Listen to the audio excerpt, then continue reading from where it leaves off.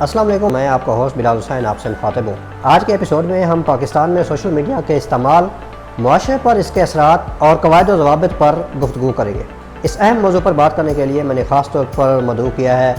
منیب احمد صاحب کو۔ صاحب، آپ کائنڈلی ہمارے ناظرین کے لیے بتائیں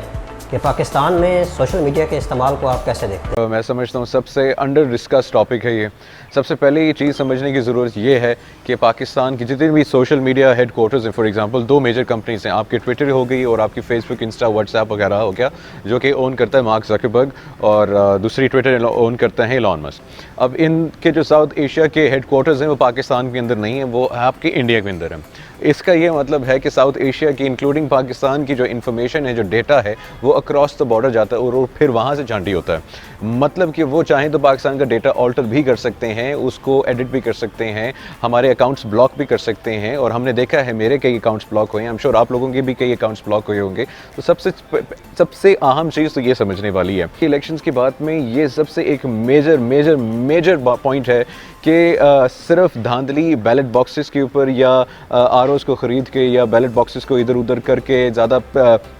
پیپر چھپوا کے نہیں ہوتی ہے۔ اب جو دھاندلی ہے دیٹ از برین واشنگ۔ جب آپ سوشل میڈیا سے کسی کو برین واش کر سکتے ہیں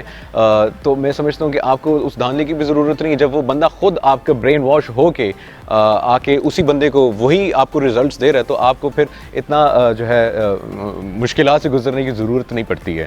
تو سب سے امپورٹنٹ چیز ہے یہ سمجھنا کہ جب آپ برین واش کر سکتے ہیں، جب آپ کا ڈیٹا کسی کی تھرڈ پارٹی کے پاس ہے، اس کو پتہ ہے کہ آپ کو پسند کیا ہے، اس کو پتہ ہے کہ آپ کو ناپسند کیا ہے، تو وہ اسی حساب سے ڈیٹا آپ کے پاس پھینکے گا، وہ اسی حساب سے، اسی الگوریدمس کے حساب سے بنا کے اس سیاسی لیڈر کو یا اس سیاسی کام کو وہ آپ کے پاس بھیجیں گے کہ آپ کو لگے گا کہ یہ سیاستدان سے تو یہ تو فرشتہ ہے، اور آپ اسی کو ووٹ دیں گے۔ تو یہ جو برین واشنگ ہو رہی ہے، this is more important. Information hybrid warfare, وہ انفارمیشن وارفیئر، آپ کو اس وقت میں ہمیشہ ایک چیز کہتا ہوں کہ آج کا تو دور ہے، اس میں گرینیڈز یا گولیوں کی ضرورت نہیں ہے، یہ سوشل بلٹس ہیں۔ آپ جب ایک چلتے پھرتے انسان کو ایک بم بنا سکتے ہیں، گرینیڈ بنا سکتے ہیں اس کا برین واش کر کے، تو آپ بہت ساری چیزیں کر سکتے ہیں۔ اور جب تک ہم لوگ سوشل میڈیا کو ریگولیٹ نہیں کرتے ہیں، کیونکہ 90% سے زیادہ مس انفارمیشن ہے on social media, authentic information نہیں ہوتی ہے،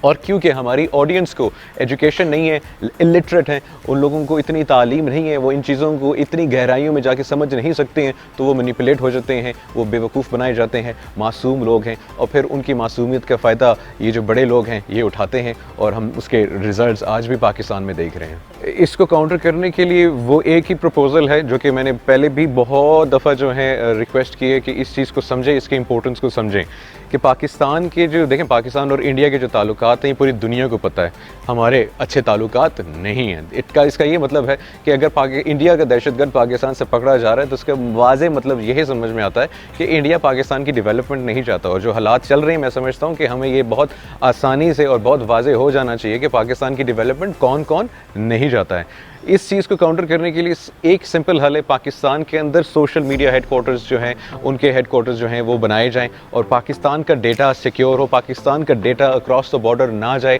پاکستان کے اندر ہیڈ کوارٹرز ہوں گے، پاکستان کے اندر وہ ہیڈ کوارٹرز پاکستان کی چیک اینڈ بیلنس رکھیں۔ ہم نہیں کہتے کہ ہمیں انڈیا کا ڈیٹا دیں، ہم یہ کہتے ہیں کہ پاکستان کے اندر ہیڈ کوارٹرز بنائیں، اور پاکستان کی انفارمیشن ڈیٹا انہی ہیڈ کوارٹرز کے پاس جانی چاہیے، کسی اور تھرڈ پارٹی کے پاس نہیں جانی چاہیے، اور یہی اس کا حل ہے۔